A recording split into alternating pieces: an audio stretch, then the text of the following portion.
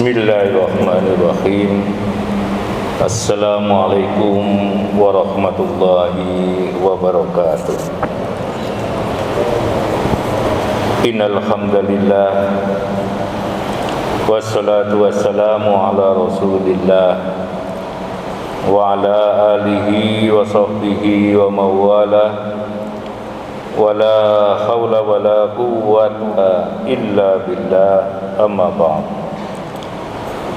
Hadirin jemaah salat zuhur yang dimuliakan Allah, pada kesempatan kultum kali ini saya akan berbicara tentang muhasabah dalam musibah.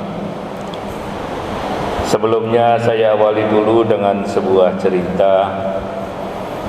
Pada suatu hari ada seorang mandor bangunan yang sedang berada di lantai 5 dari proyek gedung yang sedang dikerjakan. Saat itu ia ingin memanggil pekerjanya yang sedang bekerja di bagian bawah untuk memberikan instruksi tertentu yang sangat penting.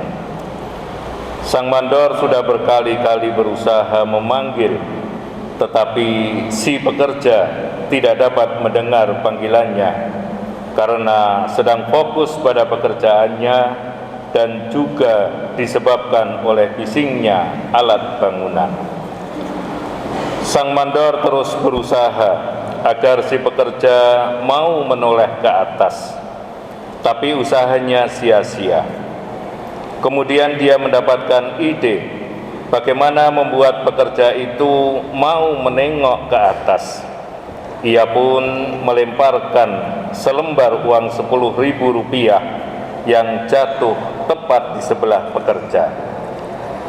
Si pekerja hanya memungut uang Rp10.000 tersebut dan melanjutkan pekerjaannya. Karena tidak mendapatkan respon yang diinginkan, sang mandor kemudian melemparkan uang 100.000 dan berharap si pekerja mau menengadah sebentar saja ke atas. Akan tetapi si pekerja hanya melompat kegirangan karena menemukan uang 100.000 dan kembali asyik bekerja. Pada akhirnya sang mandor melemparkan batu kecil yang tepat mengenai kepala si pekerja. Karena merasa kesakitan, akhirnya si pekerja menoleh ke atas sehingga kemudian terjadilah komunikasi antara sang mandor dan pekerja sebagaimana yang diinginkan. Hadirin jemaah rahimakumullah, cerita di atas kira-kira sama dengan kehidupan kita. Allah selalu menyapa kita, akan tetapi kita justru selalu sibuk mengurusi dunia kita, sehingga komunikasi dan muamalah kita dengan Allah menjadi terhambat. Kita diberi rizki, entah sedikit atau banyak, seringkali malah membuat kita lupa menengadah untuk bersyukur kepadanya. Lebih sering kita malah tidak tahu dari mana rezeki itu datang. Bahkan kita selalu bilang bahwa kita sedang beruntung, dan yang lebih buruk lagi, kemudian kita menjadi takabur dan sombong. Oleh karena itu menjadi sah dan logis kalau Tuhan kadang-kadang menggunakan cobaan-cobaan ringan untuk membuat kita menengok dan menoleh kepadanya. Karena seringkali Tuhan melimpahkan rahmat dan karunia-Nya, tetapi ternyata itu tidak cukup untuk membuat kita menengadah kepadanya. Kita selalu lalai untuk bersyukur kepadanya. Hadirin jemaah rahimakumullah, rahmat dan karunia Allah yang berupa rizki, berupa kesehatan, ilmu, kesempatan dan kemudahan ternyata telah gagal untuk mendekatkan hubungan kita dengan Allah. Kenikmatan duniawi tidak membuat kita lebih giat dan lebih rajin beribadah, Bahkan bisa jadi sebaliknya, nikmat itu justru menjerumuskan kita ke dalam kemaksiatan. Oleh karena itu, akhirnya kita dibuat gagal dalam usaha kita. Kadang kita juga dibuat sakit, dan berbagai macam musibah dilimpahkan kepada kita. Batu kecil yang dilemparkan tadi bisa jadi merupakan peringatan kepada kita agar kita tidak selalu sibuk dengan urusan-urusan dunia kita, agar kita menyambung kembali hablum minallah yang sempat terputus. Apakah yang menimpa kita itu ujian ataukah azab? Ini juga yang harus kita renungkan. Ada perbedaan antara ujian dan azab, meskipun wujud keduanya bisa jadi sama, yaitu berupa musibah. Hadirin jamaah rahimakumullah, ujian merupakan musibah yang menimpa orang-orang yang beriman dan rajin beribadah dengan tujuan untuk menguji keistiqomahan dan menguatkan keyakinannya. Di dalam Al-Quran, Allah telah berfirman bahwa manusia jangan mengaku dulu beriman sebelum dia lulus dari ujian yang diberikan Allah. Akhasiban nas ayyutraku ayyakulu amanna wahum la yuftanun. Apakah manusia itu mengira bahwa mereka akan dibiarkan saja mengatakan kami beriman, sedang mereka tidak diuji? Maka semakin tinggi iman seseorang, akan semakin banyak ujian yang akan dia hadapi. Dikatakan bahwa orang yang paling berat ujiannya adalah para nabi, kemudian orang-orang yang soleh, dan seterusnya. Hadirin jamaah rahimakumullah, sedangkan azab adalah musibah yang menimpa orang-orang yang selalu melalaikan kewajibannya kepada Allah.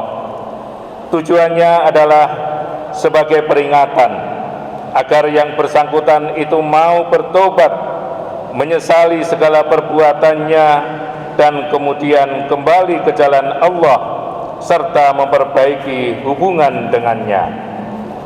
Allah subhanahu wa ta'ala telah berfirman, wa ta'adzana rabbukum la in syakartum la azidannakum wa la in kafartum inna adzabi lasyadid. Dan ingatlah tatkala Tuhanmu memaklumkan, sesungguhnya jika kamu bersyukur maka kami akan menambah nikmat kepadamu, dan jika kamu mengingkari nikmatku maka sesungguhnya azabku sangat pedih. Jadi jamaah rahimakumullah, ketika misalnya kita sedang rajin-rajinnya bermaksiat dan lalai beribadah, lalu datang musibah, jangan sebut itu sebagai ujian, tapi itu adalah azab sekaligus peringatan buat kita.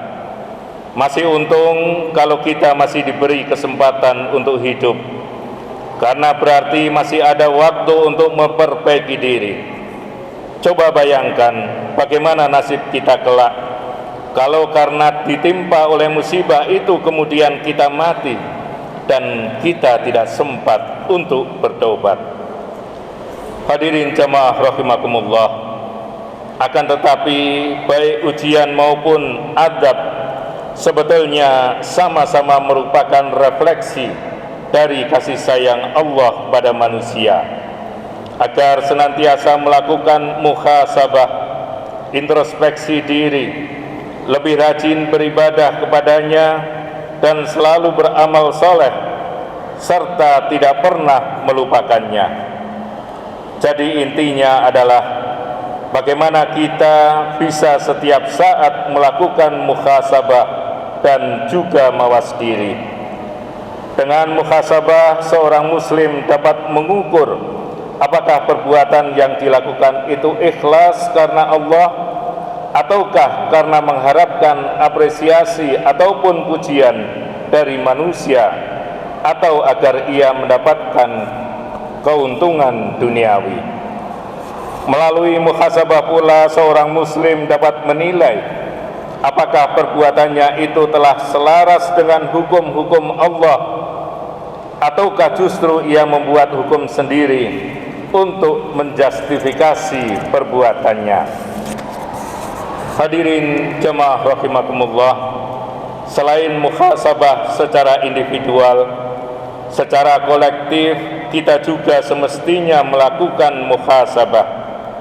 Sudahkah hidup kita ini diatur dengan syariat Allah, ataukah justru kita mencampakkan hukum-hukum Allah dan lebih senang membuat aturan sendiri yang bertentangan dengan syariat Allah? Jika kita bisa menangis karena diingatkan dengan dosa dan kesalahan kita, semestinya kita juga bisa menangis melihat masih banyak maraknya kemaksiatan di sekitar kita dan bagaimana syariat Islam itu dicampakkan, serta kita menyaksikan bagaimana orang-orang yang memperjuangkan Islam justru dimusuhi. Sungguh Allah itu sangat mencintai kita, maka marilah kita selalu bermuhasabah. Apakah gempa misalnya yang terjadi di Cianjur atau di Garut, yang kemudian disusul dengan erupsi Gunung Semeru di Lumajang, dan kemudian gempa lagi di Jember, bahkan tadi pagi di Sukabumi, itu merupakan refleksi dari lemparan batu yang dilemparkan oleh Allah pada kita. Wallahu a'lam. Khasibu anfusakum qabla an tuhasabu. Bermuhasabahlah dirimu dalam kehidupan ini sebelum kelak kamu dihisab oleh Allah. Billahi taufiq wal hidayah.